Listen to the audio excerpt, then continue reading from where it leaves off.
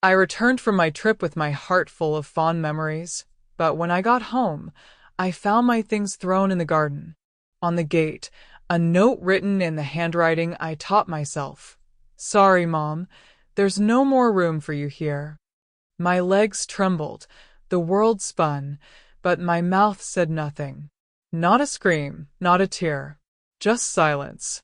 A silence that carried more power than any words.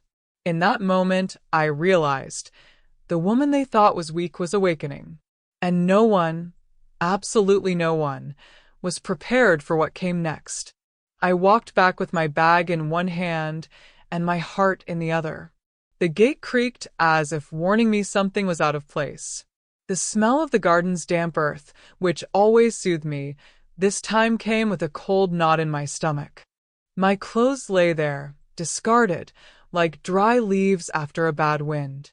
One of my blouses caught on a rosebush thorn, and I thought, even the rosebush found this strange. I took 2 more steps, slowly, trying not to trip over what was left of me along the way. The afternoon sun hit the portraits someone had thrown onto the grass askew. I saw Antonio's face splattered with dust, and I ran my hand over it as if blessing and apologizing at the same time. The books I'd underlined for years lay open, swallowing ants and silence. I heard a neighbor quickly close the window, as if the sound of the glass could fix my life. It didn't. I stood there, weighing the world on my heels, and the world weighed back down. The front door had a crooked piece of paper, hastily taped shut. I would recognize that letter even in the dark. The letter of the boy I'd practiced the backwards B and D with so many afternoons at the kitchen table. "Sorry, Mom, there's no room for you here anymore." I read it once. I read it twice. The third time, the sentence pushed me back a step. The gate groaned again, as if ashamed in my place. I didn't cry. Not yet. I opened my bag, searching for my glasses, but my eyes had already taken in everything. The paper seemed to throb, like a fresh wound. I considered ripping it out, crumpling it, balling it up, and kicking it into the street. I didn't. I left the note there, like someone leaving a body waiting for prayers. The wind blew, moving the ribbon, and each jolt repeated, "No room, no room, no room." So many things fit in that home, except me. A neighbor crossed the sidewalk with short steps and long eyes. "Ms. Helena, do you need help?" The voice came softly, but afraid of poking the wrong nerve. I responded with a small wave, the kind that serves for everything and nothing. Help for what? To pick up what's left? To sew up what's torn without thread? I felt like if I opened my mouth, my voice would sound old in a way I wasn't even familiar with. I gently gathered the pieces, like someone picking up sleeping children. An entire drawer of photos fell out of the bag and scattered into dates. There was my first tooth, my 3rd birthday, a beach that didn't give me sun, a graduation in a borrowed dress. I remembered the smell of Sunday beans, the tablecloth with a sauce stain that never came out. All of this now from the outside in. Me on the outside. My home inside, without me. The living room clock, which I could hear even from the sidewalk, ticked away like a penalty kick, crisp, precise, indifferent. It's strange to hear time moving on when we're standing still. A little bird landed on the back of a chair someone had propped against the wall and sang as if nothing were wrong. Its song, paradoxically, filled me with both anger and courage. Sing, really sing, I thought. Someone has to keep going. The key weighed heavily in my pocket like a sentence. I could have entered, of course I could. The paper wasn't law. But I didn't. Dignity has a curious way of choosing the door. I placed my hand on the wood, feeling the scratches I'd made while carrying furniture, changing the curtains, sweeping in the mornings. Each little scratch was a memory. None of them opened the way for me at that moment. I took a step back to see better. Sometimes distance is the only glasses that work. Sorry, Mom. That word, sorry, spun around inside me like a top. Sorry for what? For whom? The apology of someone who asks permission for their own mistake before making it. It wasn't just a lack of space. It was a lack of place. Place isn't measured in meters, it's measured in respect. And respect, when lacking, leaves the house smaller than a match. I felt my blood grow quieter. Silence arrived, sat beside me, and crossed its legs. I rested my things on the cement bench Antonio had made with his own hands on a Saturday of laughter and dust. I ran my palm over the rough cement and asked him for permission, as I always did, silently. I'm here, Antonio. I'm in one piece, but it hurts. The bench didn't respond, but held my weight, old and full of history. There, with the note staring back at me and the street feigning habit, I knew something inside me had turned inside out. And, curiously, the seam seemed possible. I took 3 deep breaths, as I'd learned on long nights when sleep eluded me. The third breath tasted like stale coffee and lukewarm resolve. I picked up my phone. The glass reflected my face, more serious than sad. Not now, I said to any tears that might try to linger. Not now. Not yet. First, I needed to choose where to begin gathering myself, my clothes, my memories, or myself. I kept quiet. I remained silent like someone holding a glass filled to the brim. The clock inside ticked away the seconds like small hammers. The paper on the door shook in time with the wind, repeating the sentence. My breathing found a rhythm that wasn't crying, it was focusing.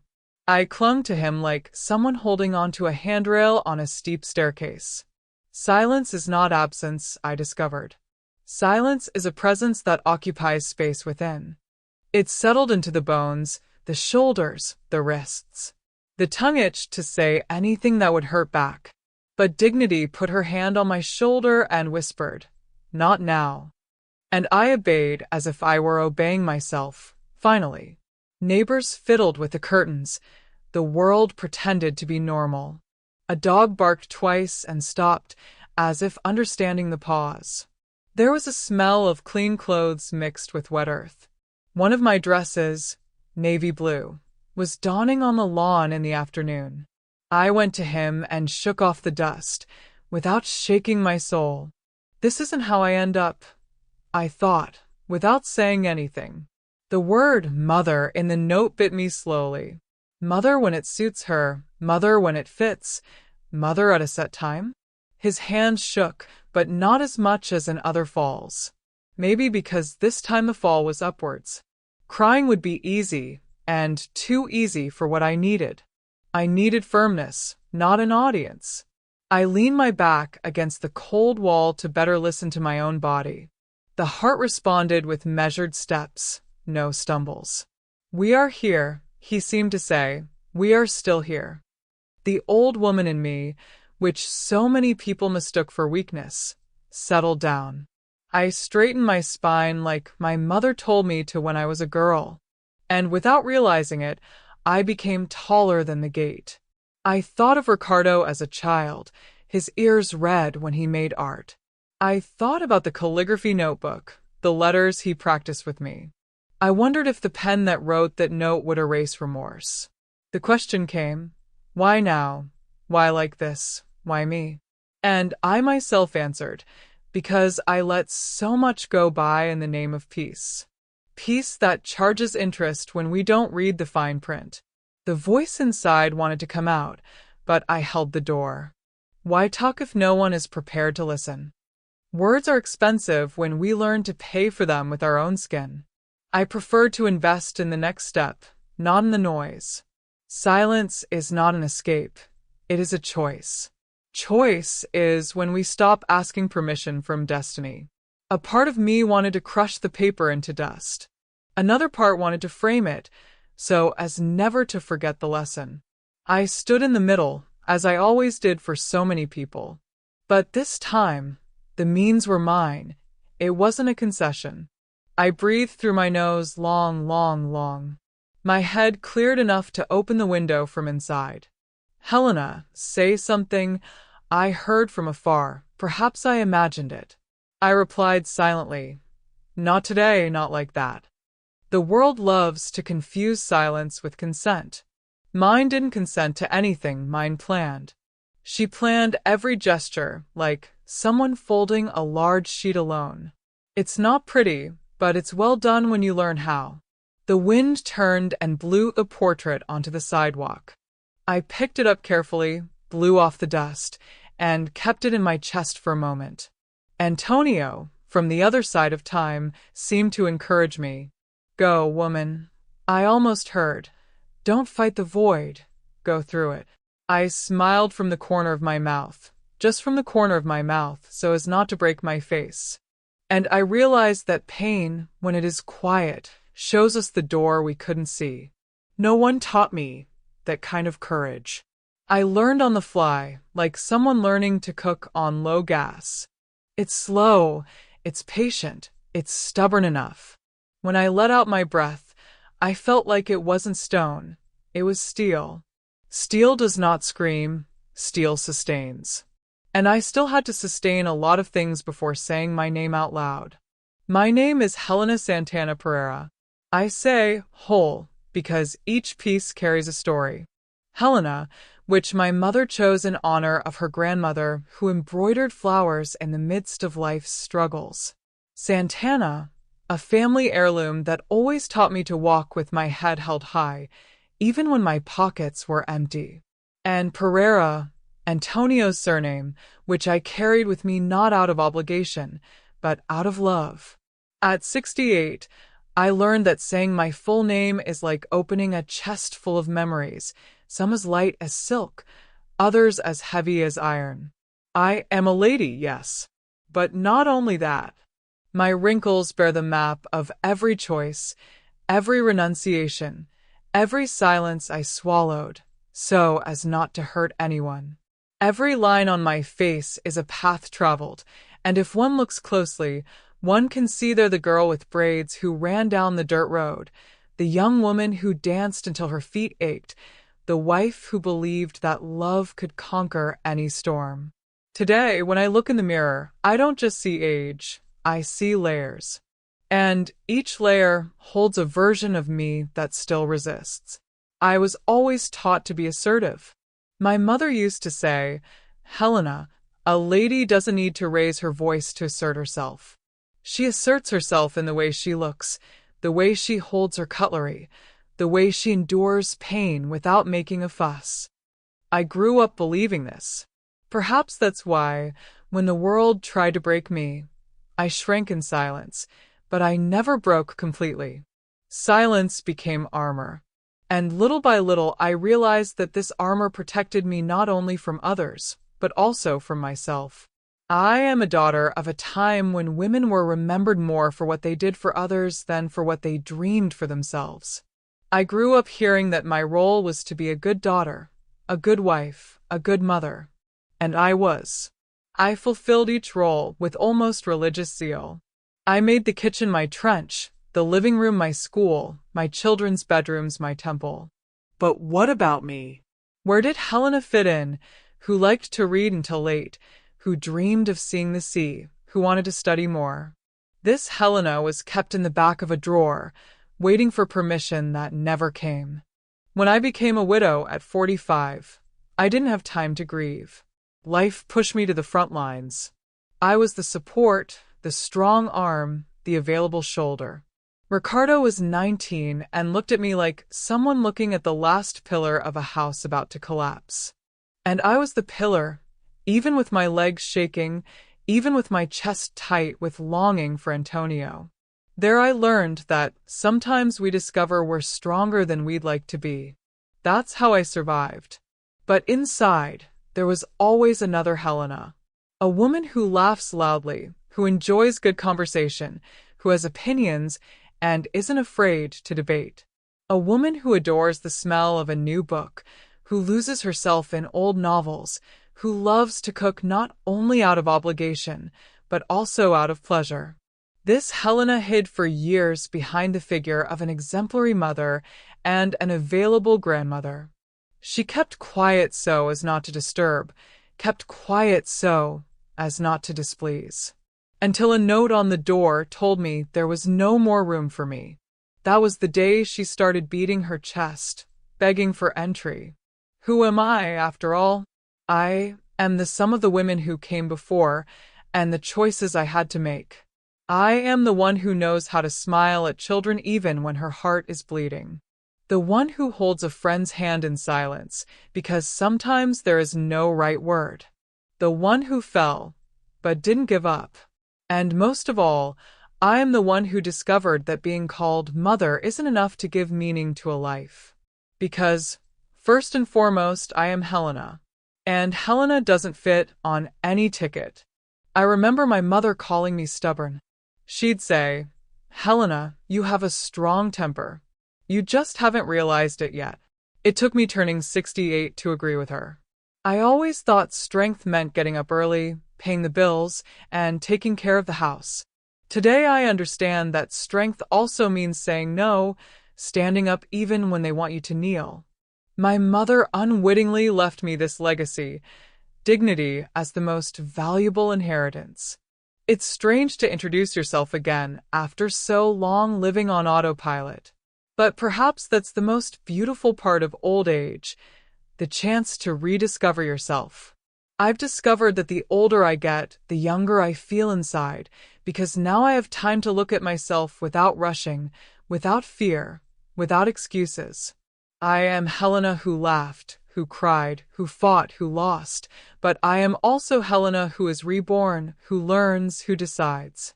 And if they expelled me from the house I built, they don't know, they've given me back. Now, when I say, I am Helena Santana Pereira, it's not just an introduction. It's a silent cry of resistance. It's a reminder that my name isn't just a decoration on documents, it's a flag planted in life. Whoever wants to call me mother, let them do so with respect. Whoever wants to call me grandmother, let them do so with love. But whoever wants to truly know me, let them learn to call me by my full name, Helena. Because it is within me that lies the woman who still has much to live for. It was 7 days that felt like 7 breaths of life.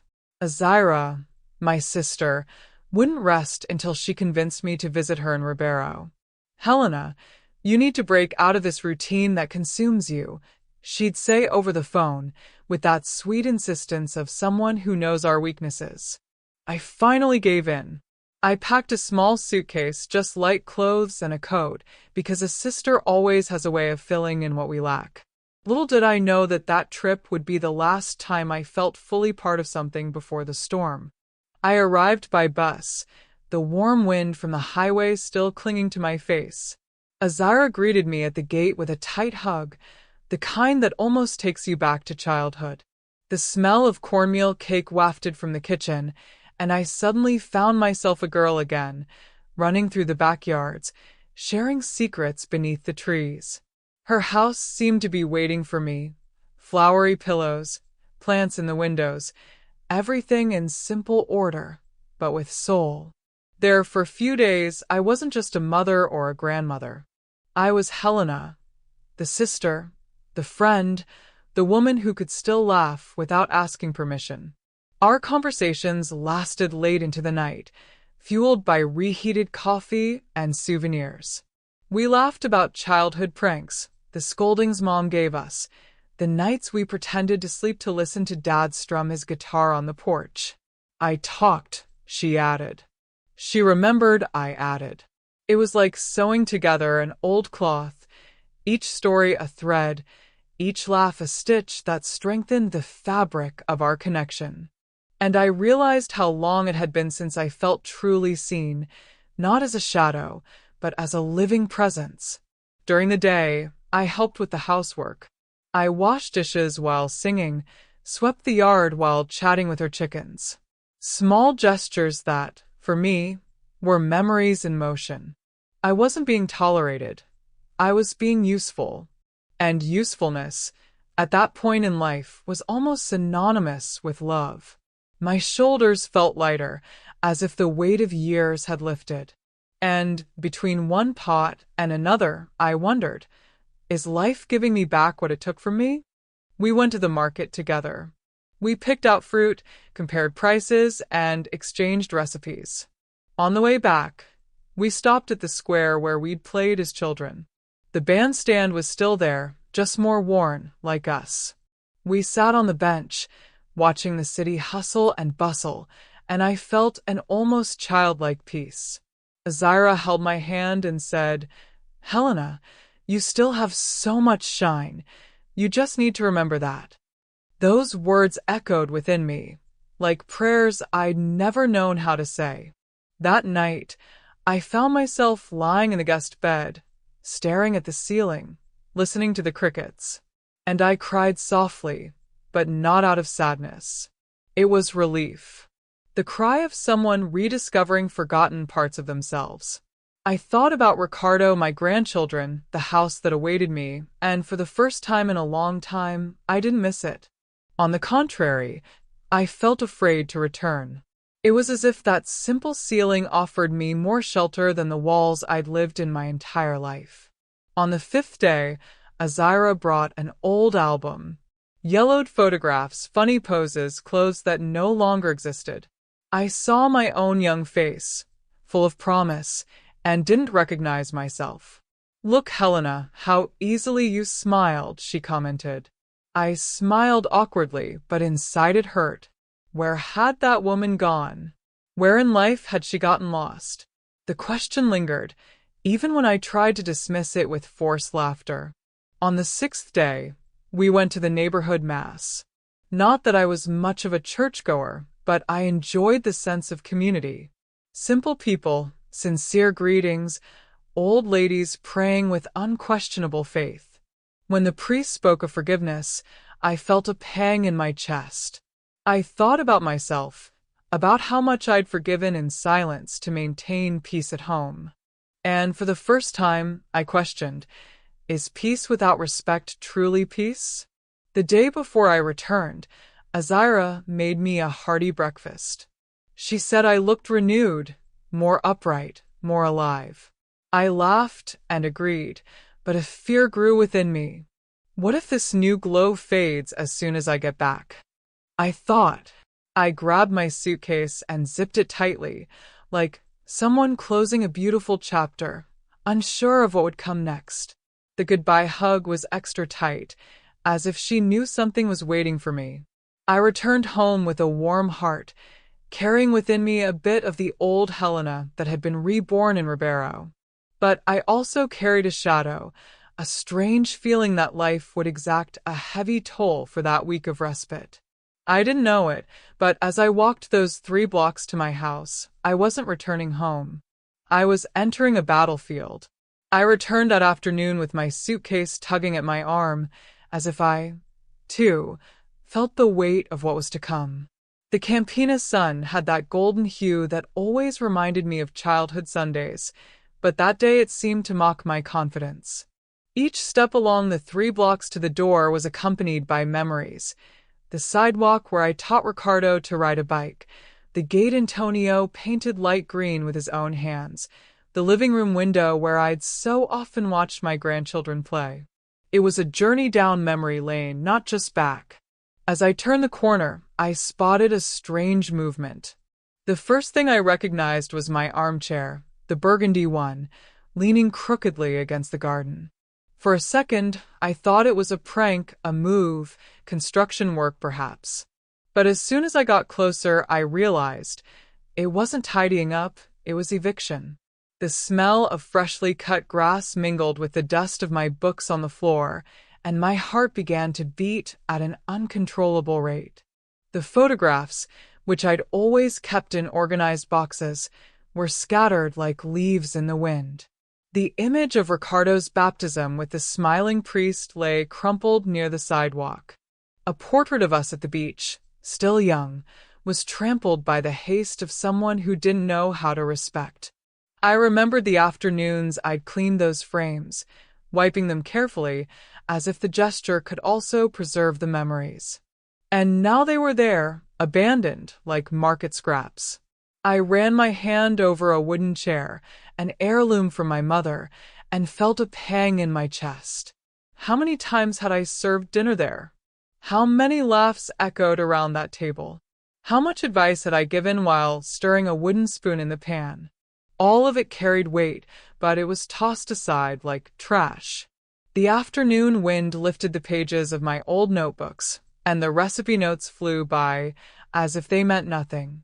I looked inside through the open window and noticed the emptiness of what had once been my home. The wall clock continued to tick away, indifferent, as if nothing had happened. The remaining furniture seemed out of place, as if waiting for an order that would never come. The smell of dust filled my nostrils, mixed with the cheap perfume that wasn't mine. The house, which had always been my shelter, now looked at me like a stranger. I rested my hand on the gate, remembering the day Antonio installed that new padlock. He'd say, "In here, Helena, you'll want for nothing." The memory stabbed me like a knife, because now, inside that same house, I was the shadow. I felt my legs tremble, and I leaned against the cold iron, as if the gate were my last friend. Tears threatened, but I refused. Anger took over, a silent rage that refused to be a spectacle. A neighbor passed quickly, pretending not to see, but his silence also affected me. I wondered, did everyone already know? Was my humiliation already the talk of the street? Shame burned my face. It wasn't just about being kicked out, it was about being exposed. The street, which had so often seen me leave for work, now saw me pick up pieces of my life on the ground. Dignity weighed more than any suitcase. In the midst of that scene, I spotted the note taped to the door. I've already told you what it was like to read it, but seeing my things and the note together was a 1-2 punch. It was as if the sentence had substance, as if it could push me out with its own hands. Sorry, Mom. An apology from someone who doesn't have the courage to speak to someone's eyes. An apology written to ease the conscience, not to console. The paper flapped in the wind like a flag of defeat, but I still hadn't decided whether I would accept losing. I sat on the cement bench in the garden, the one Antonio had built on a rainy Saturday, proud of his work. I sat down slowly, as if asking him for permission. The cold concrete reminded me of his absence, of how much I'd walked alone since he'd left. I stood there, looking at my scattered things, listening to the sounds of the street that continued unnoticed, horns honking, hurried footsteps, a radio playing cheerful music in some garage. My world was falling apart, but the world didn't stop. And in this contrast, I realized, perhaps this was precisely what would save me. If the world wouldn't stop, neither could I. I picked up a portrait, arranged a box, and took a deep breath. With each object lifted, I felt a part of me rise again. But one decision remained: what to do with that house that was no longer mine but was in my name? That question kept hammering, silent, like someone poking a wound to remind themselves it's alive. When Antonio passed away, my life split in two. He left home one morning to go to work and never returned. A massive heart attack, the doctor said, as if the word massive wasn't also a bolt of lightning striking my life. Ricardo was only 19, still with that air of a lost boy trying to appear manly. I found myself a widow at 45, with no time for long mourning, because life doesn't forgive pauses. I had to be mother, father, foundation, roof, and ground all at once. I remember the wake like someone remembering a colorless film. The wreaths, the scent of burning candles, the neighbors' teary eyes. I held Ricardo's hand, which was shaking unintentionally, and thought, now it's just me. In that moment, I learned that strength isn't something you ask for, it's something you invent. And I invented mine amidst hidden tears and sleepless nights. I never cried in front of him, at least, not enough for him to notice. What I wanted was for him to believe I had answers, even when all I had were questions. The days that followed were a silent battle. Antonio left the house paid off and a modest life insurance policy. With that, I paid initial bills, but soon realized that money slips through your fingers like water. I returned to giving private Portuguese and math lessons, something I had put aside when Ricardo was born. I welcomed students into the classroom, explaining verbs and equations, while the smell of beans cooking filled the house. Between one explanation and the next, I thought, this is where the rebuilding begins. I woke up at 5 in the morning, religiously. I made coffee, ironed Ricardo's shirt, and organized his class materials. By 7, I was already receiving students. It was a tough routine, but it was the only thing that kept me going. At night, after grading notebooks, I still found the strength to talk to my son, who would come home tired from college. We would sit in the kitchen, me with my chamomile tea, his eyes heavy with sleep. "Mom, I don't know if I can handle it," he would say. And I would reply, "You're going, Ricardo, because I'm going with you." Antonio's absence was a hole that nothing could fill. I found myself talking to myself, as if he were still across the table. "Antonio, look what our son did," I murmured, holding a high-graded test. Sometimes I answered myself in his voice, just to avoid feeling the emptiness. Was it madness? Maybe. But it was either that or succumb.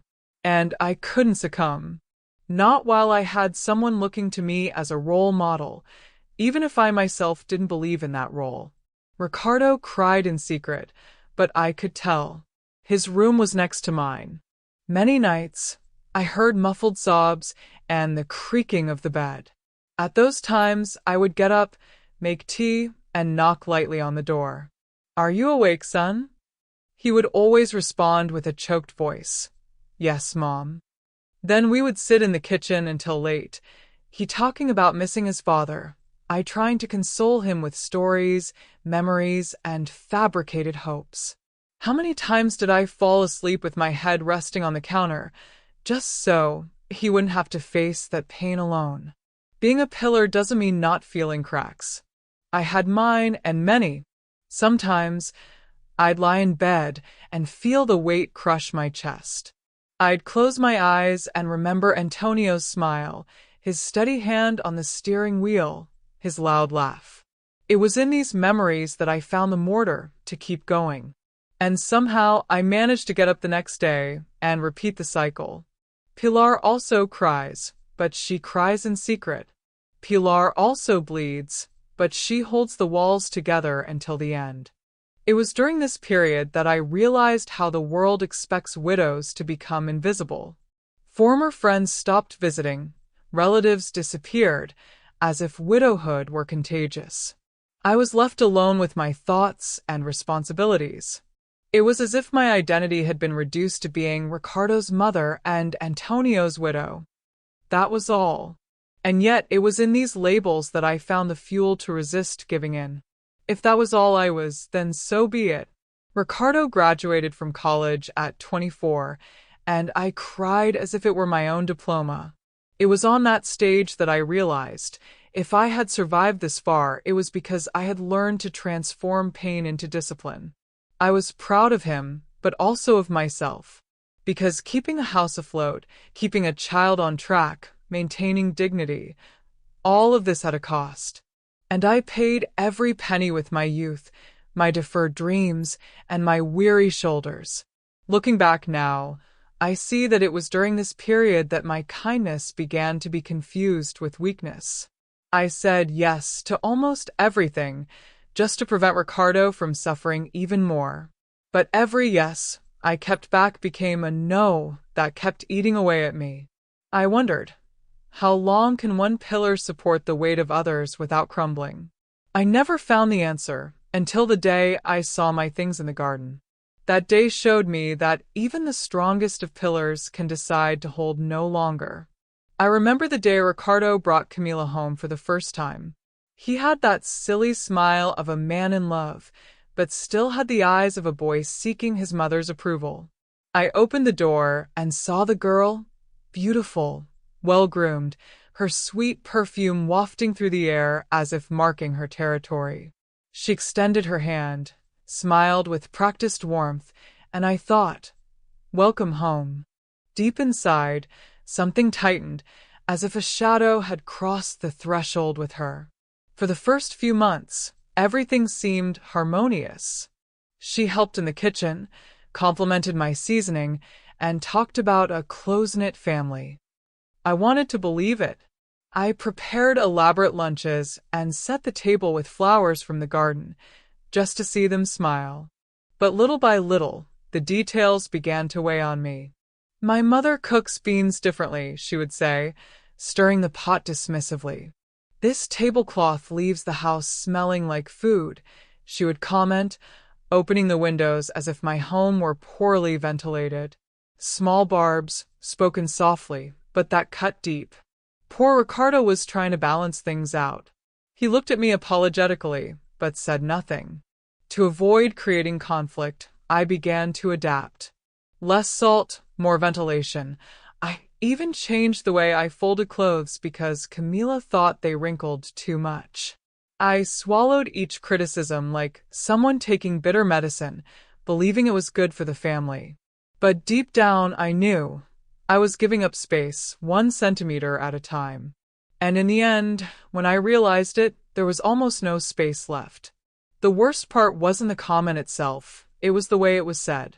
She smiled as she belittled me. And that kind of smile weighs more than any harsh words. Sometimes, during dinner, I'd sit in silence, stirring my food on my plate and wonder, does my son notice? Maybe he did, but I pretended not to see. His love for Camila blinded him, and I didn't want to be the villain who ruined my own son's happiness. So I kept quiet. I kept quiet for so long that the silence became routine. The house, once filled with my voice and my way, began to change its scent. The food no longer had my seasoning, the flowers on the table were replaced with artificial arrangements, and even the living room curtains were replaced with a more modern one, her choice. I looked and thought, where am I in this house I built with my own hands? It was as if my presence was increasingly reduced to a corner, as if I were a guest in my own home. I remember one night when I tried to joke with Ricardo about an old recipe, and Camila replied, "Leave it. Dona Helena will manage." The "we" was exclusionary. It was her and him, and I was just Dona Helena, not the mother. I swallowed hard, smiled awkwardly, and went to my room early. In the hallway, I felt like even the walls were breathing differently. It was as if I were the foreign body, not her. Deep down, I didn't hate Camila. On the contrary, I wanted her to be a good partner for my son. But I quickly realized that her love for him didn't include love for the one who raised him. To her, I was history, a useful memory when convenient. And Ricardo, torn between mother and wife, chose the easier path, silence. The same silence that, years later, would turn against me in the form of a note. Small things accumulated like dust that no one could clean. A poorly folded towel, an unappealing pan, a word left unspoken at the table. And I, in my obsession with keeping the peace, collected this dust inside, until my chest grew heavy. No one notices when a woman begins to disappear. First her voice fades, then her gestures, then her presence. Only a shadow remains. And I was becoming a shadow. The funny thing is, from the outside, everything seemed normal. The perfect family, a newly formed son, a happy marriage, grandchildren on the way. But inside, the house already felt strange. I smiled in the photos, but I knew my space was slowly being taken over. And the more Camila settled in, the more I withdrew. It was as if there was only room for one woman in Ricardo's life, and I had lost that spot. Back then, I believed that giving in was the way to maintain harmony. But harmony bought with silence hurts. It hurts deep down, in the place where we hold our dignity. Today I understand that every yes I gave half-heartedly was one less brick in my fortress. And when I saw my things in the garden, I realized that expulsion didn't begin with a note. It began the day Camila walked through the door, and I let my soul slip away. The day Lucas was born should have been the happiest of my life. And it was for a few hours. I rushed to the hospital in the early hours of the morning, my hair still disheveled, my heart racing, as if I were about to give birth. I waited in the waiting room, pacing back and forth, remembering Ricardo's birth so many years ago. When I finally heard Lucas cry, my tears welled up, as if I had given birth to hope again. But I soon realized my joy would have limits. When I entered the room, Camila looked at me with that smirk that felt more like a warning. "You can see from afar, Dona Helena. He's still very small." I obeyed, even though my hands itched to pick up my grandson. I smelled the baby scent in the air, that sweet perfume that blends milk, talcum powder, and new life. But he wasn't mine, not for me. I looked at Ricardo, expecting him to beckon me closer, but he just put his arm around his wife's shoulders and smiled shyly. I stood there, feeling like there was an invisible line separating me from my own blood. The following days confirmed my hunch. Camila didn't want me to bathe her, change her diapers, or rock her baby. "You might catch the flu, and he's very fragile," she said, as if I were a threat. I, who had cared for a child alone, who had cured fevers with compresses, who had spent nights cradling colic, was now treated as if my hands were dangerous. They hurt more than any wound on my body. I tried to help in other ways. I shopped, did laundry, prepared meals to keep the house in order, all to justify my presence. I thought that if I were helpful, perhaps I would be allowed to hold my grandson. But the opportunities never came. I watched from afar, listening to the crying and laughter, as if I were just another neighbor. The lap that had once been a safe haven for Ricardo was now dismissed, rejected, forgotten. When I suggested that Camila go back to work and I would care for Lucas, I received a rejection so harsh it cut me to the quick. "I prefer daycare, Miss Helena. They have better prepared, younger people there." The words echoed like a sentence. Younger, as if my years of experience were just useless weight. I smiled weakly, hiding my hurt, but inside, my heart sank. It was as if age had erased my ability to be a mother, to be a caregiver, to be someone. 2 years later, when Sophia was born, I already knew my place, that of silent observer. Once again, I couldn't hold back, couldn't soothe, couldn't teach lullabies. It was like watching a movie over and over again, only increasingly cruel. Ricardo, caught between a mother's love and a wife's love, chose silence, and his silence spoke louder than any words. He allowed Camila to build a wall between us, and I didn't have the strength to tear it down. My hands began to yearn. Yes, yearn. As if begging for a small weight, for a child's body cradled in my lap. I occupied them washing dishes, handling plants, leafing through albums, but nothing replaced the feeling of cradling a baby carrying your blood. The emptiness of my empty hands hurt as much as the emptiness of my chest. And no one seemed to notice. I even wondered if I was overreacting. Is it jealousy? Am I the one who expects too much? I wondered late into the night. But no, it wasn't. It was instinct, it was right. The right of a grandmother who always dreamed of repeating to her grandchildren the love she gave her son. A right stolen with justifications too sweet not to hurt, but too sharp not to hurt. The children grew up, and my role remained reduced to a smile from afar. I loved them with all my soul, but I felt they saw me as a visitor. And visitors don't put down roots. Visitors don't leave a mark. I wanted to be roots, I wanted to be a harbor, I wanted to be a fond childhood memory. but I found myself pushed to the edge, as if afraid my love would compete with theirs. And love doesn't compete, love adds. They never understood that. It was during this time that I learned a hard lesson. Families don't always recognize the value of those who fought hardest for them. I felt like a book left closed on the shelf, full of stories but forbidden to be read.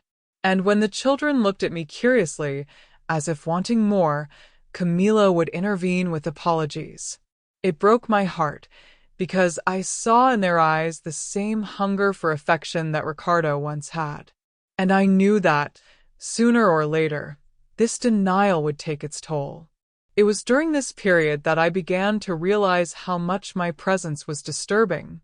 There were no open fights, no shouting or arguments. Worse still, there were heavy silences, averted glances, small gestures that said much more than words. At the table, my opinions were naturally ignored, as if I were a shadow occupying a voiceless chair. With each meal, I spoke less. Week by week, my voice grew quieter, until silence became my way of existing. I began to take up less space in the house.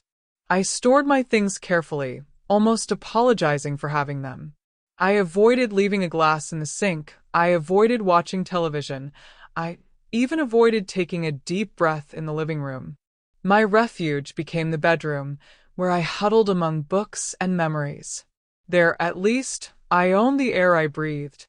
But even inside, I felt myself shrinking, as if it were better to gradually disappear than to be expelled altogether. I remember one night sitting up in bed and finding myself asking permission in my mind. Permission to exist. Permission to be in the house that was mine. The shame of feeling like a guest in my own home was suffocating.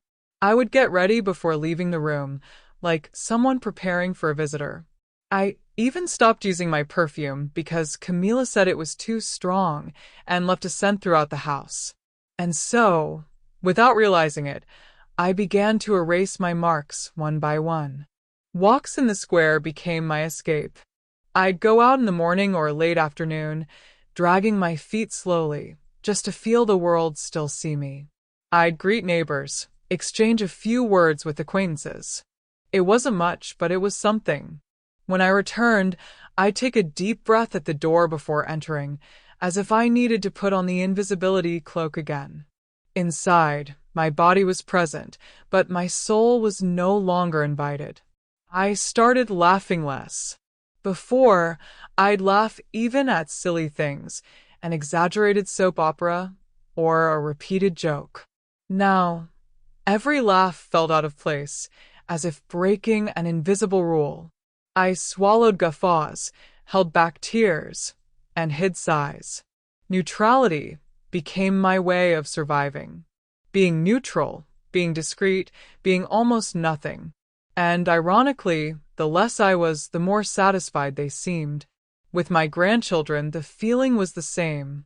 I played only when allowed, spoke only when invited. There came a point when even the children realized something wasn't right. Lucas once asked me, "Grandma, why don't you stay with us anymore?" I swallowed hard, stroked his hair, and said, "Because Grandma needs to rest." It was a lie, but it was the only answer that wouldn't get me into trouble. I grew accustomed to lying to protect myself, even from myself. Deep down, I knew I was rehearsing my own exit.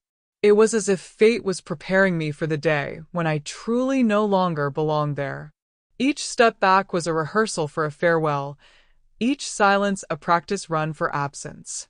And somehow, this preparation hurt less than the exploding note. Because when I finally saw my things in the garden, part of me had already practiced letting go. But still, there was a glimmer of hope. I thought, if I keep quiet enough, if I don't get in the way, maybe they'll let me stay. It was a small thought, I know. Small for a woman who had already been so much. But it was all that was left for a grandmother forbidden to be a grandmother, for a mother turned guest. I clung to that thread, even though I knew it could snap at any moment. It's funny how we can even get used to humiliation. Little by little, I got used to talking to myself in my room, eating dinner in silence, being forgotten in family conversations. Adaptation becomes a defense, but it also becomes a prison. And I no longer knew if I was protecting them or myself. The art of disappearing isn't a talent. It's a wound we cover with fine stitches. And yet, there was something inside me that resisted. A small, almost silent voice that said, "Helena, you weren't born to be a shadow." I pretended not to hear, but I knew it was there, patient, waiting for the right moment to speak louder. And when that day came, no one, not Camila, not Ricardo, not the note, would be ready to hear me. Few people know, but behind my silence lay a hidden secret. 3 years before that scene in the garden, I had bought a small apartment in the city center. I did it without telling anyone, not even Ricardo. I used money from private tutoring, a portion of my FGTS, unemployment fund for severance indemnity, and some savings I'd accumulated by hiding coins in cookie tins. It was supposed to be an investment, I told myself, but deep down I knew it was an emergency exit. And like every exit, I kept it hidden in the back of a drawer in my bedroom. The keys to that apartment were like talismans. I picked them up every now and then just to feel the cool metal in my palm. I ran my fingers over the key's teeth, like someone reading a braille map of a possible future. Then I put them away again, as if it were a sin to dream of having a place of my own. At night, when the house was silent, I sometimes imagined myself living there. Pale curtains, plants on the balcony, a stove just for cooking at my own pace. The fantasy lulled me like a lullaby. I never told Ricardo because I was afraid of his reaction. He always believed everything I had was his too, and in part it had been that way my whole life. But that apartment was mine, only mine, and thinking about it gave me a strange sense of freedom, almost guilt, as if I were betraying my family by wanting a space that didn't need to be shared. Deep down, it was just proof that I still existed beyond mother and grandmother. I remember the first time I went there alone. The apartment was empty, smelling of fresh paint. I opened the windows and let the wind in. The silence was different from my home. Not heavy, not judgmental. It was a peaceful silence. I walked through the 2 small bedrooms, the modest living room, and smiled. There, I didn't need to ask permission to put a vase of flowers, nor justify the seasoning of the beans. There, I could just be Helena. After renting the property, I guarded the key even more carefully. Renting gave me security, but also a reminder I had a place in the world that couldn't be taken from me. When the tenant handed over the keys and left, I decided not to rent again. I left the apartment closed, as if it were a life preserver saved for the future. I visited occasionally, cleaned, opened the windows, let the sun shine in. Each visit was like a silent promise that one day I would return to stay. On the days Camila cut me off with sweet, sharp words, I remembered the keys.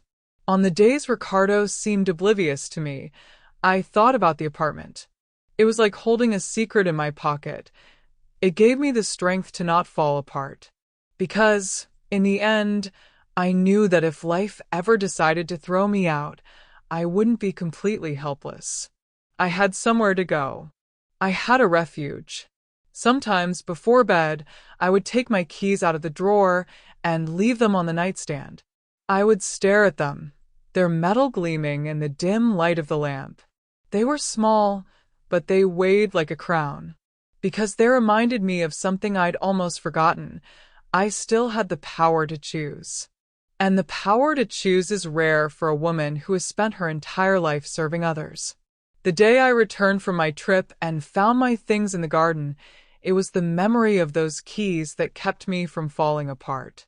As I read that cruel note, a part of me whispered, "You have a place. You are not lost." That voice kept me standing when any other woman would have fallen to her knees. The keys, kept silent for years, now became my charter of freedom. I never imagined a handful of metal could carry so much meaning, but it did. They were my guarantee of dignity, my escape plan, my breathing space. Whenever Camila reduced me to a shadow, I remembered that, somewhere in the city, there was a space waiting to be filled by my life. And just thinking about that, my heart found a little peace amidst the chaos. That night, as I gathered my garden things and sat on the cement bench, I thought about the keys. I thought about what it would be like to walk through that door and start over, alone but free. Fear still spoke loudly, but hope began to whisper louder. And I knew the secret I'd kept in a drawer for so long would finally have to come out into the light of day. When I called Dona Marcia that afternoon, my voice was firmer than I expected.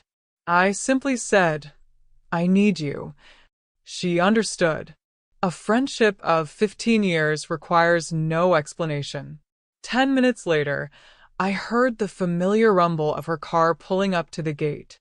As she got out, her face was filled with concern, but also with the firmness of someone who had seen a lot in life. When her eyes fell on my things scattered in the garden, she sighed deeply, shook her head, and said, "Helena, this is humiliating." Those words felt like a sentence, not because I didn't know, but because someone finally named what I was feeling. Humiliation. I wasn't just the victim of an unfortunate choice, I was the target of a calculated act. She hugged me without saying anything else, and in that hug there was more truth than in all of Ricardo's words in recent years. Friends like that aren't found on every corner. Life gifts us with one or two, and they're worth more than an entire family. We began to gather my things in silence. Every piece of clothing, every photograph, every memory felt like a piece of me being rescued. Dona Marcia glanced at me every now and then, waiting for me to burst into tears. But I didn't. My silence frightened even me. It wasn't a silence of resignation, but of contained fury, of accumulated dignity. As I picked up a picture of Ricardo's baptism, I thought, if he were my neighbor and not my son, Dona Marcia would be here anyway. And it hurt. She said softly, "They planned it, Helena. They waited until you left to do this." I nodded. Anger burned inside, but my voice wouldn't come out. It was as if I'd used up all my words in years of swallowed silence, and now all that was left was action. Every box placed in the trunk was a response. Every book rescued from the grass was a protest. Every object that came out said, "They didn't take me, all of me." In the car, as I drove to my apartment, Marcia talked more than I did. She told stories about the neighborhood, openly criticized Camila, and said she would never allow such a thing to happen to her own mother. I listened, but inside I was far away. I was thinking about how life sometimes chooses the right witnesses for our abysses. And that day, the chosen witness was my friend. She saw what many preferred to pretend not to see. And that alone gave me back some of my strength. When we arrived, she helped carry the boxes inside. We stayed up late organizing, folding clothes, dusting furniture, filling the apartment with the smell of fresh coffee. At one point, she stopped, looked at me intently, and said, "Helena, you're not alone. You never have been." I almost answered, but the words choked out, because deep down I knew I'd often chosen solitude myself to avoid causing a disturbance. And now life was showing me that there were still those who wanted to be with me. Dona Marcia's gaze held no pity, and that comforted me. It held indignation, solidarity, and respect. I didn't need pity. I needed someone who would see me as an equal, not a victim. And she did. As she folded a sheet with me, she said, "They'll regret it, you'll see." I shook my head, not responding. Maybe they would, maybe they wouldn't. What mattered was that I no longer depended on anyone's regret to exist. Late in the evening, when the city was already lit up outside, she closed the door and said, "Now rest. Tomorrow is another day." I was alone in the apartment, surrounded by my things, but feeling a different kind of emptiness. An emptiness that wasn't of abandonment, but of open space. The silence there was mine, not imposed. And for the first time in a long time, I slept without feeling like I was occupying an undue space. As I lay down, I thought, witnesses of power. They record our falls, but they also remind us to get up. Marcia was the witness to my humiliation, but she would also be the witness to my rebuilding. And I knew that when the time came to take the next step, she would be there, with those watchful eyes that see beyond the obvious. And so, in the middle of the silent night, I realized what sustained me was not only my strength, but also the firm gaze of someone who reminded me that I was still Helena, and that memory was worth more than any note taped to the door. That night, I lay in bed in my apartment, my body tired but my mind restless. The boxes were still scattered around the room, the furniture out of place, but silence filled every corner like an unexpected companion. I couldn't close my eyes. The clock read 2 in the morning, and I remained awake, staring at the ceiling, feeling the weight of what had happened and the urgency to decide what to do. It was as if life was pushing me to a crossroads, and I could no longer postpone it. I grabbed my phone from the bedside table. My hands trembled slightly, but not from fear, from determination. I opened the browser and searched for real estate agents, lawyers, market values. Each click was like a hammer blow to the wall that had kept me trapped. I read listings for houses in the area, saw prices that surprised me, compared prices. I discovered that my house was worth much more than I'd imagined. And the more I read, the more I felt the flame ignite within me. At 68, there I was, in the wee hours of the morning, browsing real estate websites, calculating possibilities, scribbling notes in an old notebook I found in one of the boxes. I felt a strange euphoria, as if I'd returned to my 20s, anxiously planning for the future. Only now, instead of youthful dreams, these were decisions of survival. The difference was that I was no longer planning for others. For the first time, I was planning for myself. I paused for a few seconds, looked at my wrinkled hands, at my fingers marked by time. And I thought, is there still time? The answer came quickly, almost like a whisper from Antonio in my memory. There always is. My eyes welled up, but I held back the tears. I didn't want to cry. I wanted to act. So I continued, as if each piece of research were a brick in the foundation of the new life I was silently building. By 3 in the morning, I had already jotted down the names of lawyers, addresses of real estate agencies, and even calculated how much I could invest to live with dignity for the rest of my life. I smiled to myself, a small but firm smile. It was the first time in years that I felt in control of my destiny. The note that was supposed to destroy me had become fuel. And this gave me an almost secret pleasure, as if I were giving an answer without even having to open my mouth. I got up, went to the apartment window, and looked out at the illuminated city. Lights flickered in the distance, cars passed silently. Life went on. And there I was, reborn in the middle of the night. I thought of the neighbors sleeping peacefully, unaware that, at that moment, a woman was rebuilding herself inside. I felt proud. Proud of not having let myself crumble, of having transformed humiliation into momentum. I went back to bed, but not to rest. I grabbed a blue pen and wrote on a loose-leaf sheet, "I will not beg. I will not accept crumbs. I will no longer be a shadow." I placed the paper on my bedside table, as if it were a promise, as if it were a prayer. It was my pact with myself. a kind of silent manifesto, written in haste, but one that represented me more than any other document I've ever signed. In that moment, I realized I wasn't just reacting to what they did to me. I was rebuilding myself. And rebuilding begins within, when we decide we no longer accept carrying the burden of others without having a voice. The dawn became an accomplice. Each hour that passed made me stronger, more lucid, more determined. When sleep finally came, around 4, I lay down certain that the next day would be different. It wouldn't be just another chapter of survival. It would be the first step in a new story, written by me and for me. And I fell asleep with that certainty burning in my chest, like someone harboring a powerful secret. And that's how I realized the bravest decision of my life wasn't born in the middle of an argument, nor in front of a judge. It was born in silence, in the early hours of the morning, while the city slept and I finally woke up to myself.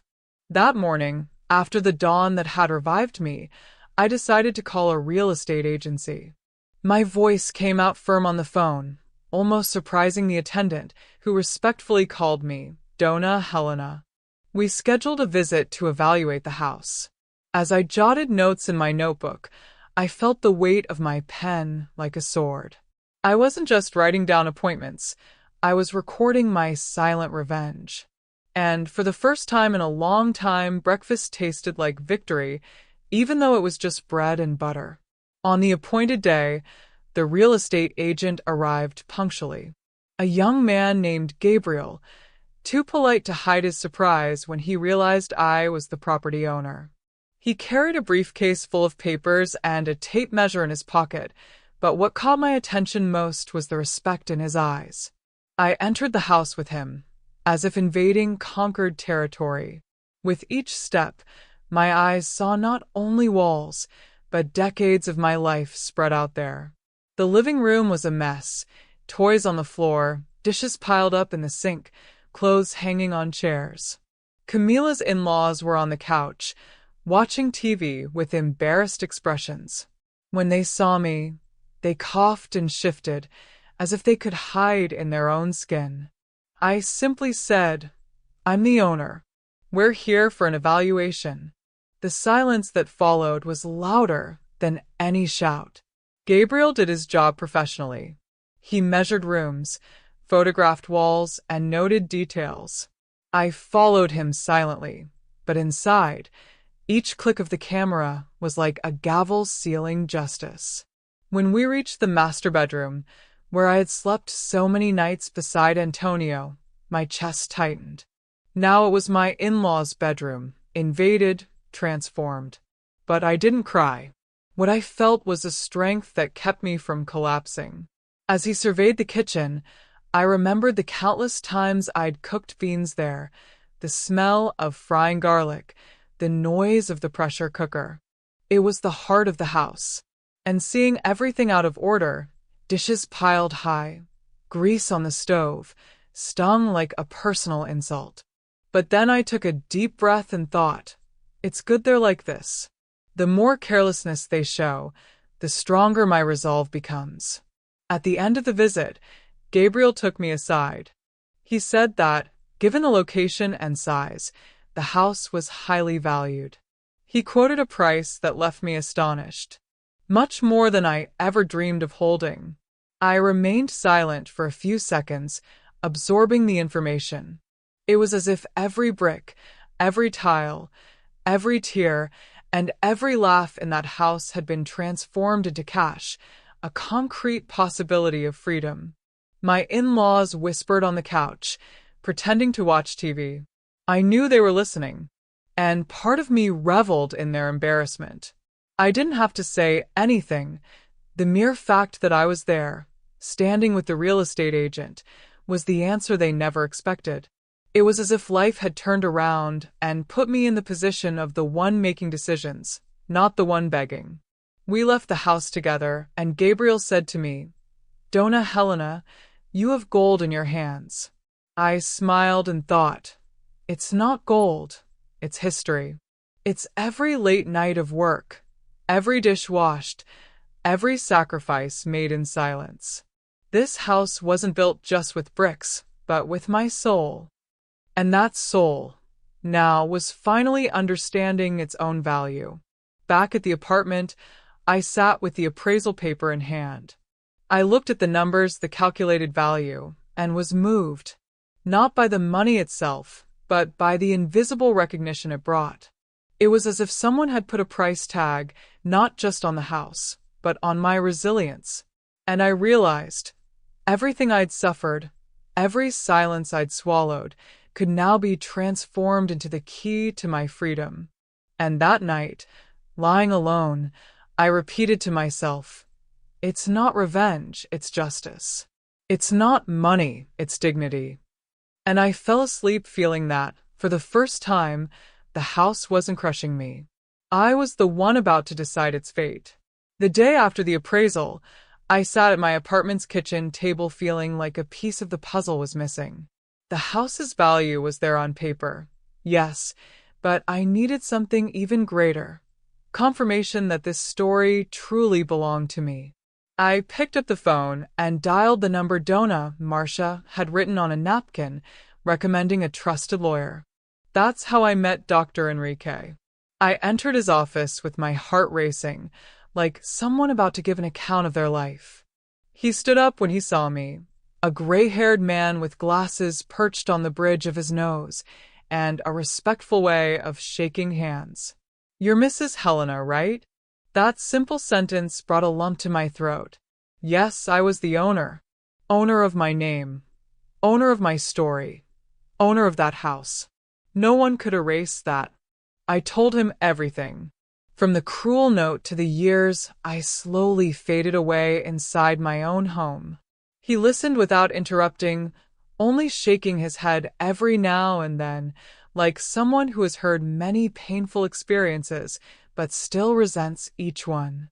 When I finished, he took a deep breath and said, "Donna Helena, the house is in your name. Entirely. You have all the rights. No one can take it away without your permission." Those words sank into me like a bomb. They weren't just cold letters of the law. They were the restoration of the dignity they'd tried to strip away. It was as if, suddenly, the ground that had crumbled beneath my feet was firm again. I didn't need to ask anyone for anything. I didn't need to beg for space. The law was with me, and my name on the paper was the shield I didn't know I had. He patiently explained every detail. He talked about deadlines, notifications, and how I could legally demand the property be vacated. "You can sell, rent, renovate. It's your choice.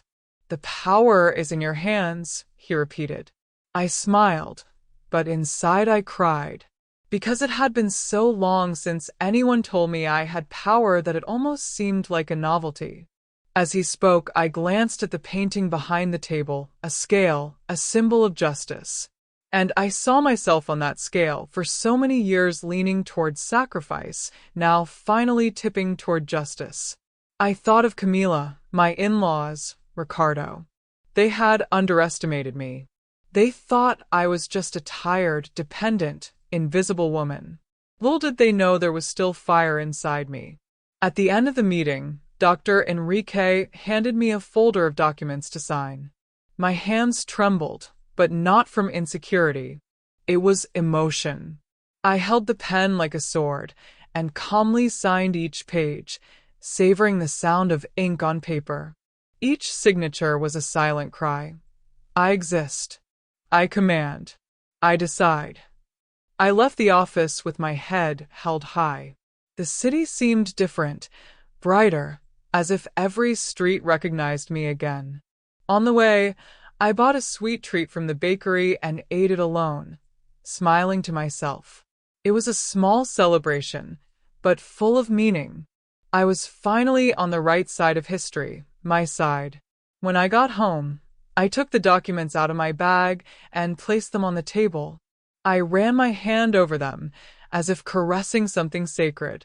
Those sheets, with my name printed in firm letters, were more than just paper. They were proof that, after decades of being invisible, the law could see me. And if the law could see me, I could see myself again. And there, in that simple room, I made a silent promise. I would never again let anyone erase my name. Not in life, not on paper, not in my heart. When Dr. Enrique sent the official notification, I felt a mixture of relief and heaviness. Relief knowing the law was with me, heaviness understanding that now everything had a deadline. 30 days. That was the time I gave my son, my daughter-in-law, and her in-laws to leave the house that was still mine. I write still because, deep down, I no longer recognized it as home. But seeing that number on the paper, 30 days, made me realize that a cycle was nearing its end. The first night after the notification was restless. I stared at the ceiling of my apartment and silently repeated, 30 days, Helena. Only 30 days. It was like a countdown not only to their departure, but to my own rebirth. I remembered how many times I'd marked important dates. Ricardo's birth, his graduation, the wedding. Now, the date I was marking was my own liberation. Ricardo came looking for me 2 days later. He was nervous, his gaze lost, his voice trembling. Mom, was this necessary? Couldn't we talk? I listened, but my heart didn't waver. Ricardo, you already talked when you put my things in the garden. That was your answer. Now, this is mine. He lowered his eyes, without argument.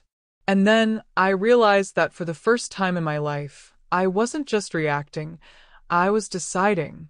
Camila, however, didn't bring a trembling voice. She brought accusations.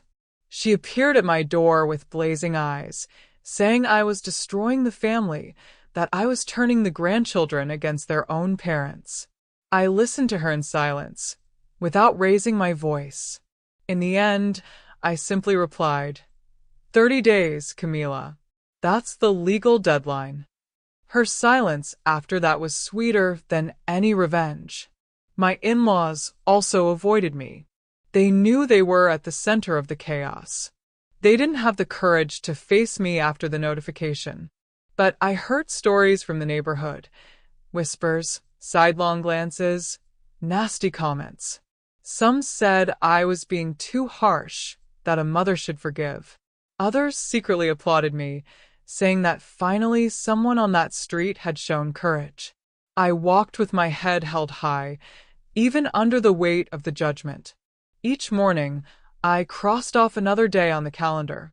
29, 28, 27. Time seemed to move at its own pace, sometimes slowly, sometimes quickly. But with each crossing off, there was a breath of fresh air. It was like lifting stone by stone from my chest. And with each crossing off, I felt lighter. Over the past 2 weeks, I noticed something was beginning to change in Ricardo.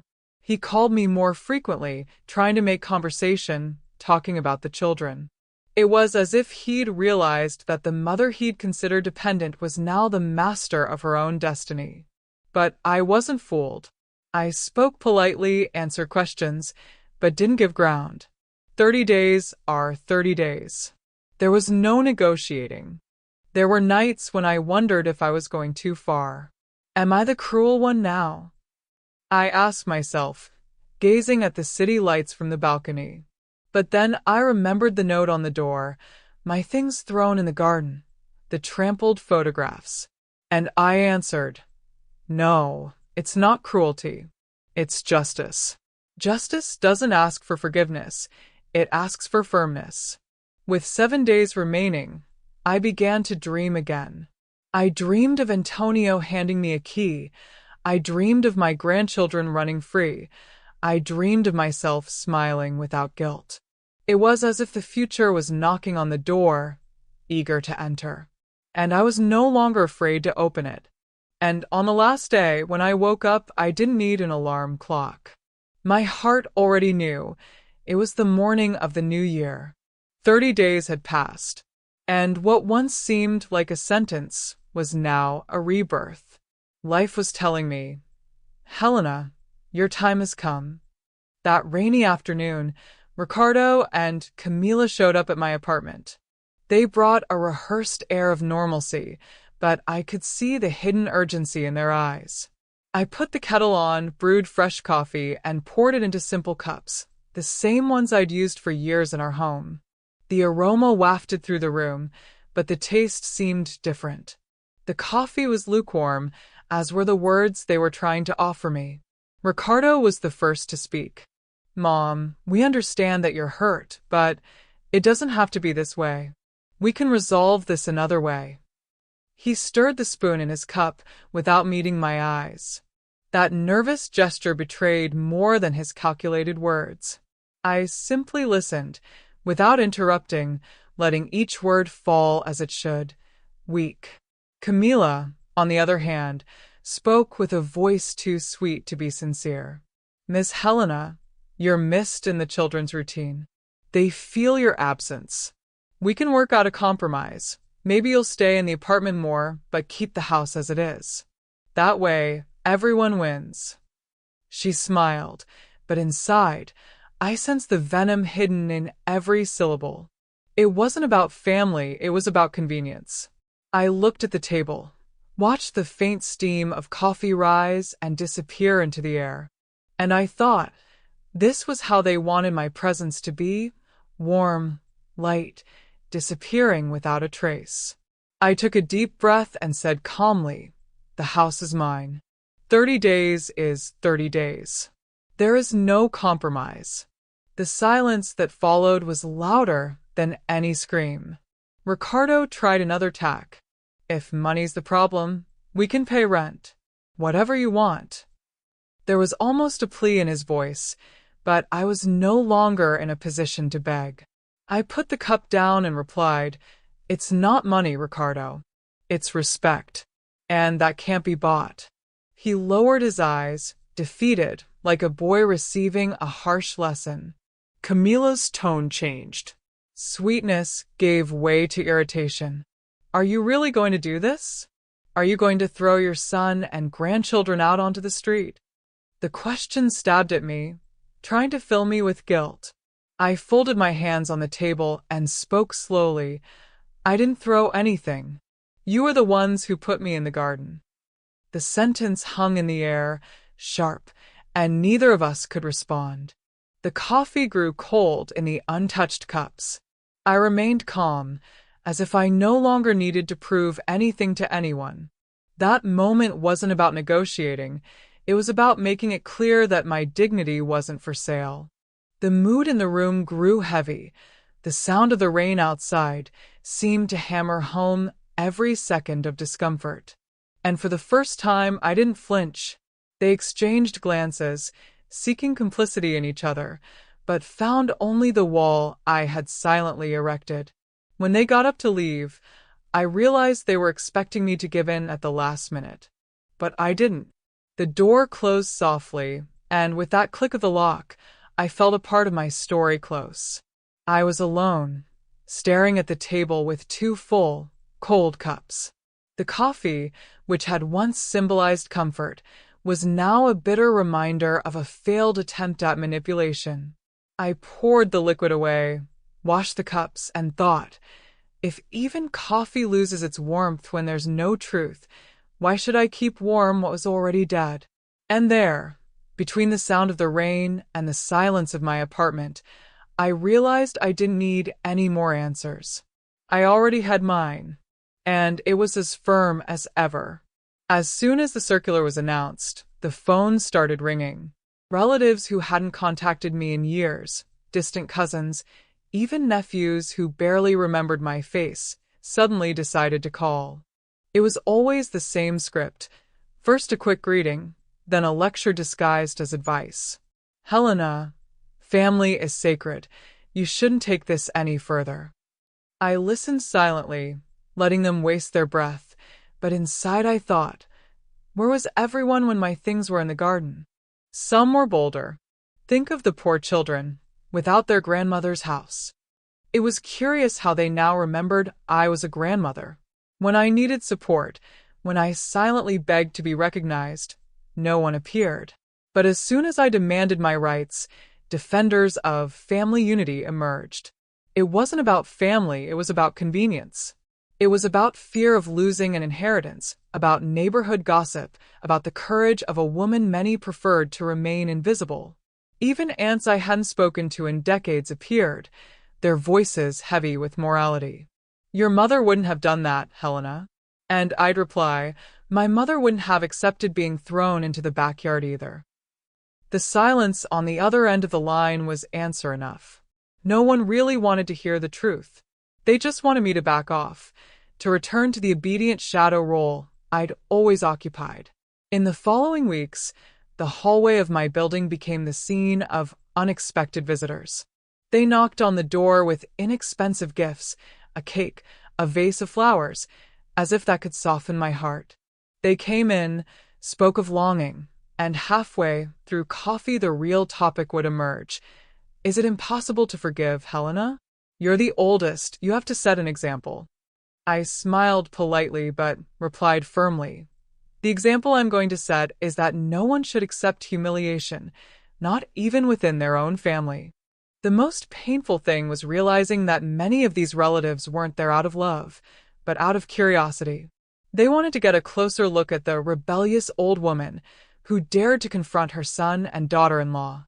Some even asked for details, as if my pain were entertainment. At those moments, I would cut them off with a cold stare. I wouldn't be a spectacle for anyone. My life wasn't a radio soap opera to amuse empty afternoons. Over time, I learned to differentiate between those who came out of self-interest and those who came out of affection. Few remained in the latter group. Most came with sweet voices and sharp words, trying to convince me I was in the wrong. But with each argument, my conviction grew stronger. Because no one, absolutely no one, had ever raised a hand to defend me when I needed it. So, why should I listen to their pleas now? During one of these conversations, a distant cousin said, "Helena, think about what they'll say about you." I looked him deep in the eyes and replied, "They've said everything. Now I want them to say I had courage." He swallowed, without answering, and left faster than he'd arrived. I stood on the porch, looking out at the city, feeling that each relative who left without convincing me was like another brick added to the wall of my dignity. The ironic thing is that, even with so much pressure, I didn't feel guilty. I felt relief. Because those calls and visits only confirmed something I already knew. Those who weren't there for me when I suffered had no right to express an opinion now that I was getting back on my feet. It was as if life was showing me, person by person, who deserved to stay and who should be forgotten. Dona Marcia laughed when I told her. "Occasional relatives, Helena. They only show up when the smell of trouble is in the air." And it was true. They were like vultures circling, waiting for me to give in, for me to fall. But I didn't. On the contrary, each attempt at manipulation only made me stronger. And so, between phone calls, visits, and unsolicited advice, I realized my circle was narrowing. Few truly remained, but those who did were enough. Because I understood that family isn't blood, it's the person who holds your hand in the silence of the garden, not the person who shows up with a big mouth when you decide to fight. The day came when I had to say the most important no of my life. It wasn't shouted. It wasn't accompanied by tears. It wasn't dramatic. It was simple, short, and direct. And precisely for that reason, it was so powerful. I'd spent years saying yes to maintain peace, even when my soul screamed no. Yes to disguised criticism. Yes to forced silences. Yes to swallowed humiliations. But in that moment, for the first time, I said no, and it didn't set me free. Ricardo stood before me, eyes brimming with tears, trying to convince me one last time. "Mom, don't do this. We can find a solution. It's just a matter of time. Everything will work out." I took a deep breath, looked at his face, so familiar and yet so distant, and replied, "No, Ricardo, I'm not going back." The silence that followed was heavy as stone. He hadn't expected it. Maybe he never believed I was capable of choosing myself. Camila, beside him, crossed her arms and gave him that defiant look.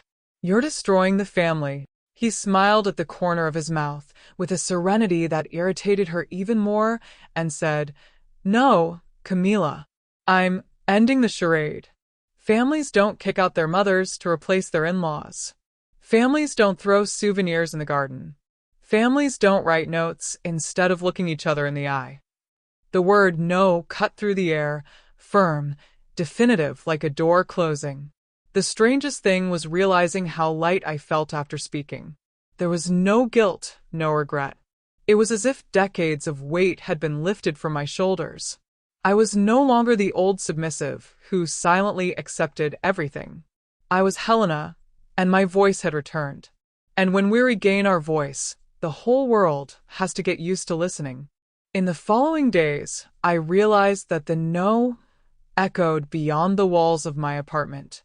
Phone calls became fewer, occasional relatives disappeared, even Camila stopped insisting. And this showed me that the no not only freed me, but also pushed away those who were never truly there for me. It was a kind of natural sieve. Few remained by my side, but they were the ones who truly mattered. I also discovered that no was addictive. After the first, others came. Not to diminish me, not to give up what I wanted, not to accept crumbs of affection. Each time I said the word, I felt a warmth run through my body, as if I were learning to live again. The no became my yes to dignity. And funny enough, I realized I didn't have to raise my voice once. My no was calm, yet charged with determination. And that bothered me more than any shout. Because it wasn't a passing revolt, it was a deep conviction. They expected a tearful old woman, and they got a woman with poise. Shock was in their eyes every time I reaffirmed my choice. At night, alone in the apartment, I repeated the word aloud, just to feel its weight in the air. No. With each repetition, it felt like I was ripping a chain from my body. I'm not a useless old woman. I'm not a shadow. I'm not a burden. And the more I said it, the more I recognized myself in the mirror. With each no, I grew closer to the Helena I'd left behind. It was then that I realized, no isn't the end. It's the beginning. It's not a rupture, it's a rebirth. I wasn't destroying my history. I was rebuilding on the ruins they left for me. And suddenly I understood. I wasn't the old woman they thought I was. I was the woman they never imagined I could still be. And so, in that cycle of denials that were actually life affirmations, I realized I had finally freed myself. Not from the house, not from Ricardo, not from Camila, but from the prison I had accepted for years. And no one could ever take that away from me. The day the sign was placed on the gate of my old house will be etched in my memory as a rite of passage. The real estate agent arrived early, carrying the rolled-up sign under his arm, and asked me for a hammer. I held the nail steady and let it hammer in. With each blow, it felt like a piece of the pain was being released. When the wood was attached to the iron of the gate, I felt it wasn't just a house being advertised. It was the end of a lifetime of submission. I stood on the sidewalk for a few minutes, staring at the sign swaying gently in the wind. For sale. So simple, so brief, yet for me loaded with meaning. There were Ricardo's birthday parties, the Christmases filled with laughter, the nights of tears when I became a widow. Each memory seemed to watch me from the windows, like someone saying goodbye. And at the same time, a new Helena was born, ready to move on.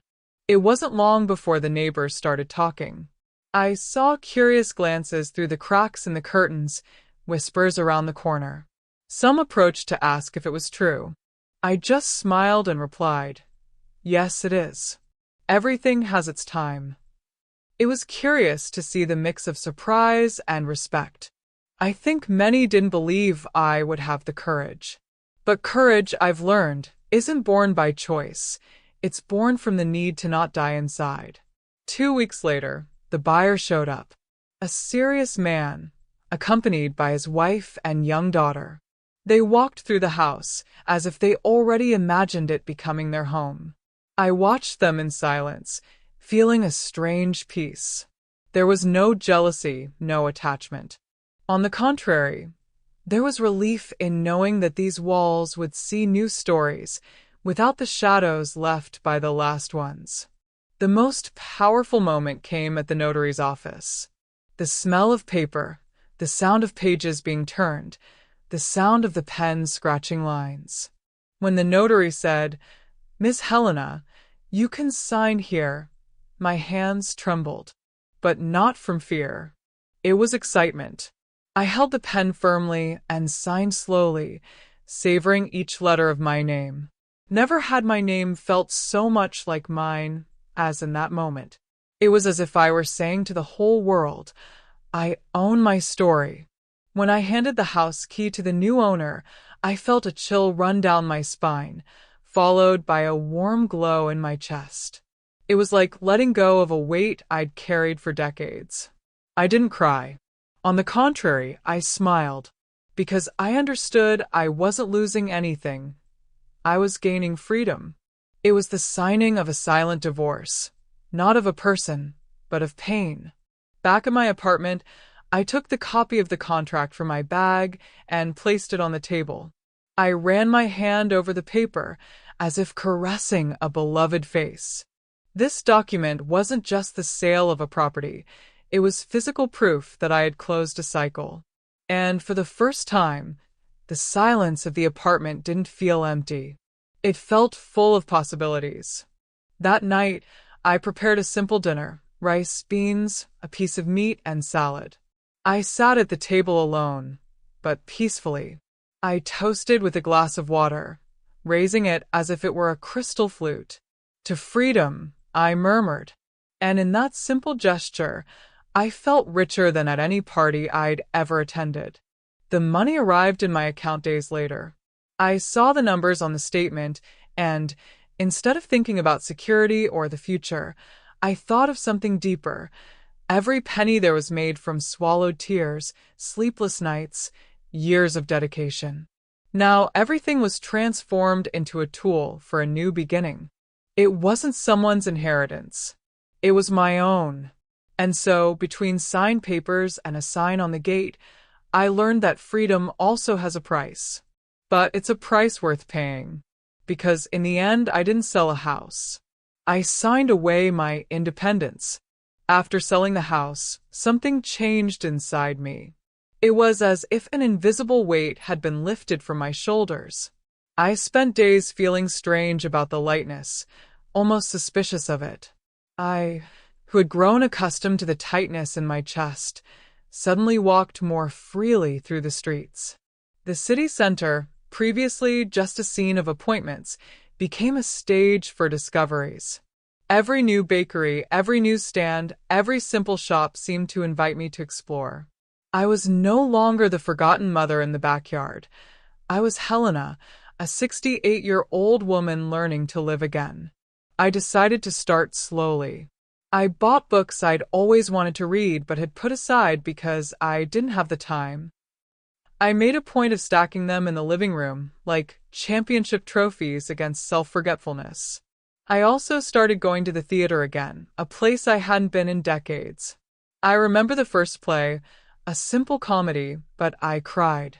Not with sadness, but with the joy of being there, laughing with strangers, feeling like I was still part of the world.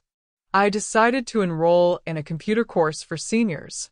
At first, I was afraid I wouldn't keep up, but I soon realized that learning was like opening windows. I discovered how to use a computer, how to browse the internet, how to talk to people from far away.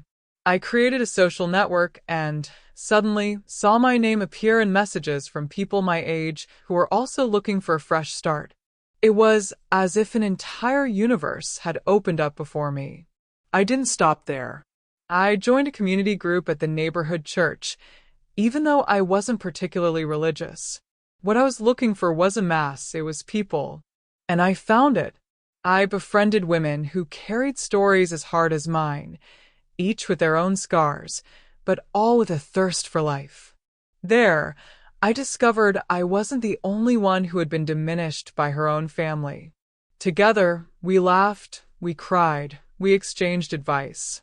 And each encounter gave me back pieces of myself I thought were lost forever. Volunteering came as a natural consequence. I signed up for an NGO that cared for vulnerable elderly people. I, who had been treated like a burden, was now helping those who didn't even have a roof over their heads. I remember a lady named Cecilia who said to me with tears in her eyes, "Helena, you treat me like a person." Those words pierced me, because that was what I had also sought for years, to be treated like a person. And now, by offering that to others, I was offering myself. Amidst all these changes, I learned one simple thing: routine is a choice. I began to choose mine with care. Fresh coffee on the porch in the morning, plants to water, soft music playing on the radio. Small things, but together, they formed a new life. A life I no longer imagined possible at 68. And yet, there I was, starting from scratch with the courage of someone who has lived a long life. Returning to life also meant facing mirrors I'd avoided for years. I bought new clothes, dyed my hair, and applied my makeup slowly. When I looked at myself reflected in red lipstick, I smiled. I didn't see an old woman trying to hide. I saw a woman asserting her presence. It was as if every feature of my face told me, "You're back, Helena." And I did. Not to the past, but to the life that still lay ahead. The nights also changed. Before, they were filled with heavy thoughts and suffocating solitude. Now, they were invitations to rest. I would read a few pages of a book, make notes in my notebook, and turn out the light with a light heart. The silence no longer hurt me. On the contrary, it welcomed me. I discovered that silence is not the enemy. The enemy was the absence of myself within the silence. And I had already filled that absence. I started traveling. Short but intense trips. I saw the sea for the first time and spent hours watching the waves, feeling each one wash away another piece of old pain. I returned renewed, with sand in my shoes and a sparkle in my eyes. And each trip, however short, reminded me that freedom is priceless. It's simple and grand at the same time. And so, step by step, I began rebuilding myself. Not with grand gestures, but with daily choices. And deep down, I understood that learning to live again isn't about going back to who I was, but accepting who I've become. A woman who suffered, fell, was thrown into the backyard, but who rose with dignity. And, in the end, this version of me is stronger than all the previous ones. It was weeks of silence until Ricardo appeared alone at my door. He knocked with the same hand that had once held mine to cross the street when I was a boy. When he opened the door, I saw in his eyes a weariness that was not only physical, but also moral. He entered slowly, as if fearing he wouldn't be welcome, and sat on the sofa without asking. I made coffee, but this time the smell wasn't of tension, it was of remembrance. The silence between us was thick until he said, "Mom, I messed up." It wasn't a rehearsed excuse. There were no justifications. Just those 3 words. I listened to them calmly, cup in hand. I didn't cry, I didn't break down. I just felt a lump in my throat, which I swallowed slowly. "You are wrong, Ricardo," I replied, and let the silence fill me again. It was then that I realized my son finally recognized the weight of what he had done. It wasn't enough to erase it, but it was the beginning of a new chapter. A few days later, he returned, this time with Lucas and Sophia. When my grandchildren saw me, they ran toward me as if nothing had happened. "Grandma," they shouted in unison, hugging me by the legs. Their tightness nearly shattered my armor. That childlike embrace held a purity that neither the note, nor the arguments, nor the silences could tarnish. I held them in my arms, knowing that true love never needs explanations. Camila didn't come, and maybe it was for the best. With the grandchildren, the reunion was lighthearted. We sat in the living room, played cards, and laughed at simple jokes. Lucas, curious, asked, "Grandma, why don't you live with us anymore?" The question pierced my heart, but I calmly replied, "Because Grandma has her own place now, my love. And you always have a place here with me." They accepted the answer with the innocence only children possess. In subsequent meetings, I realized the dynamic had changed. I was no longer the grandmother who rushed to fulfill every request, who molded herself to fit into their routine. I set boundaries. "Not now, Lucas, I'm reading. After lunch, Sophia, then we'll play." At first, they found it strange, but they soon understood that my affection didn't depend on submission. It was love with respect. And, curiously, they began to see me differently. One afternoon, while we were drawing together, Lucas commented, "Grandma, you look different." I asked what he meant, and he replied, "Before, you agreed with everything. Now you speak your mind." I laughed softly, but inside I felt a pride that couldn't be contained. If even a child could see the change in me, then I had truly been reborn. Ricardo also changed the way he spoke to me. Less authoritarian, more careful. He still tried to justify himself from time to time, but I wouldn't give him any space. He spoke politely, yes, but he didn't return to the role of subservient mother. "You made your choice, Ricardo, and I made mine," I repeated in one of our conversations. He sighed, as if finally understanding there was no going back. And perhaps, deep down, that was his greatest lesson. The hardest part was balancing missing my grandchildren with the need to remain strong. There were nights I cried alone after they left. But they were different tears, not of humiliation, but of pure, unwounded longing. Because now I could choose to have them in my life without having to sacrifice myself for it. And that choice made all the difference. I was invited to Sophia's birthday party. It was the first time I'd set foot in their house after all this. I walked in with my head held high, greeted everyone politely, and sat near the children. I didn't stay long, but long enough for everyone to see.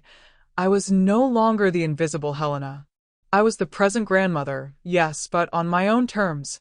And when I returned to my apartment that night, I looked out the lit window and felt something I hadn't felt in decades: peace after a family reunion. Not because everything was resolved, but because I had finally learned that true love doesn't require humiliation. And my grandchildren, with their clear eyes and sincere hugs, had already understood this better than many adults. Today, when I look back, I realize that it wasn't the shouting or the arguments that changed my life. It was the silence. The same silence that, for years, made me seem weak, ended up becoming my greatest weapon. Not the silence of submission, but of firmness. That silence that doesn't need to convince anyone, because it already carries certainty within itself. I remember the note on the gate, my things scattered in the garden, and I see that I didn't respond with fury or despair. I responded with steps, with choices, with pen on paper. While they waited for tears, I offered strategy. While they wanted begging, I offered decision.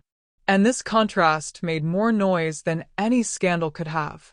Silence was also a teacher. It taught me to listen to my own thoughts, which for years were drowned out by the needs of others. It was in the silence of the early morning that I found courage. It was in the silence of the porch that I redesigned my life. And it was in the silence of the notary's office that I signed not only papers, but also my independence. Many people mistook my silence for weakness. But now I know, my stillness was armor. It was preparation. I didn't need to raise my voice to prove who I was. It was enough to stand up as a woman with dignity and say no at the right time. The rest, silence itself, took care of shouting for me. When I think of Ricardo, Camila, my in-laws, even my occasional relatives, I don't harbor hatred. I keep my distance. Because I've learned that silence is also a limit. Not everything needs an answer. Sometimes, the absence of words weighs more heavily than any speech. And I chose that weight, the weight that liberates. At 68, I rediscovered that I still own my story, that I can travel, learn, reinvent myself, and love my grandchildren in peace. That I don't need to fit into any space, because I created my own. Silence taught me this. Dignity isn't noise, it's choice. And so I carry on, with the serenity of someone who no longer owes anything to anyone but herself. I am no longer the shadow, no longer the discarded old woman. I am Helena, whole, rebuilt, firm. If I share my story today, it's because I believe that other women somewhere also need to hear that it's not too late. That silence can be strength. That dignity isn't a favor, it's a right. And when the city falls asleep and the world seems silent, I smile. Because I know that within me there is a living, powerful, indestructible silence. And this silence, which was once pain, is now my greatest victory. And now I ask you who have heard my story, how far will your patience go when respect runs out? How many times have you swallowed your words, believing that silence was weakness, when in fact it could be your greatest weapon? I learned, at 68, that dignity can't be begged for. We don't beg for a place at any table. Either we are respected, or we choose to get up and create our own table. That's what I did. I transformed humiliation into strength and silence into freedom. But what about you? If I were you, would you have the courage to say no? Would you have the courage to close doors and open new ones, even if it were late in life? Think about it. All of us, sooner or later, are tested. And the answer never lies in the noise of other people's voices, but in the firmness of what we silently decide. If this story touched your heart, like this video, subscribe to the channel and activate the bell. And let me know in the comments. In my place, what would you do? Your answer can brighten more lives than you can imagine.